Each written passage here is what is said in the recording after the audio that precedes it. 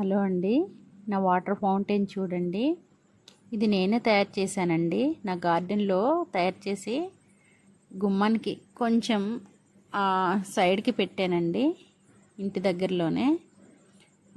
Fountain దగ్గర చూడండి, బుద్ధుని స్టాచ్యూ కూడా పెట్టాను.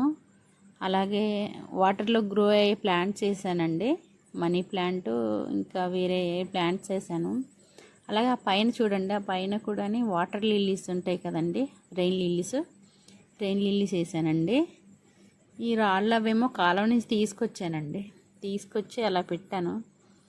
కానీ వాటర్ ఫౌంటైన్ అనేది మాత్రం కంపల్సరీ ఉండాలండి ప్రతి ఇంటికి. ఎందుకంటే మనం ఎంత స్ట్రెస్లో ఉన్నా, రోజంతా కష్టపడి ఎన్నో పనులు చేసుకొని అలసిపోతాం. కానీ మైండ్కి రిలాక్సేషన్ అనేది ఈ వాటర్ ఫౌంటైన్ పక్కన కూర్చుంటే మాత్రం చాలా మైండ్ పీస్ఫుల్గా అనిపిస్తుందండి. ఎన్ని కష్టాలు ఉన్నా సరే ఆ టైంకి కష్టాలు లేవు అనే ఫీలింగ్ కలుగుతుందండి. చాలా హ్యాపీగా అనిపిస్తుంది. ఆ టైంకి అన్నీ మర్చిపోతాం. ఆ సౌండ్ అంటే ఆ వాటర్ నుంచి వచ్చే సౌండ్ మనకి అలా అనిపిస్తుందండి.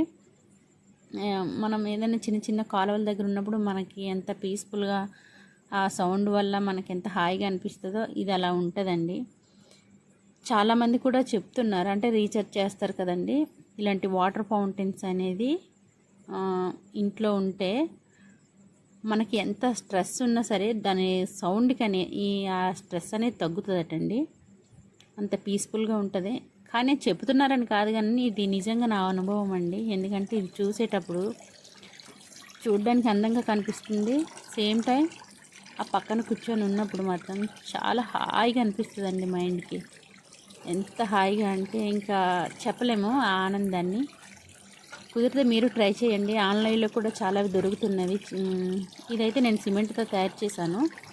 చాలా స్ట్రాంగ్ ఉంటుంది, వెయిట్ కూడా ఎక్కువ అండి.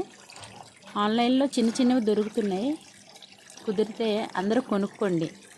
ఎందుకంటే మన మైండ్కి మాత్రం చాలా మంచి రిలాక్సేషన్ అనమాట. ఇది చాలా పీస్ఫుల్గా హాయిగా అనిపిస్తుందండి.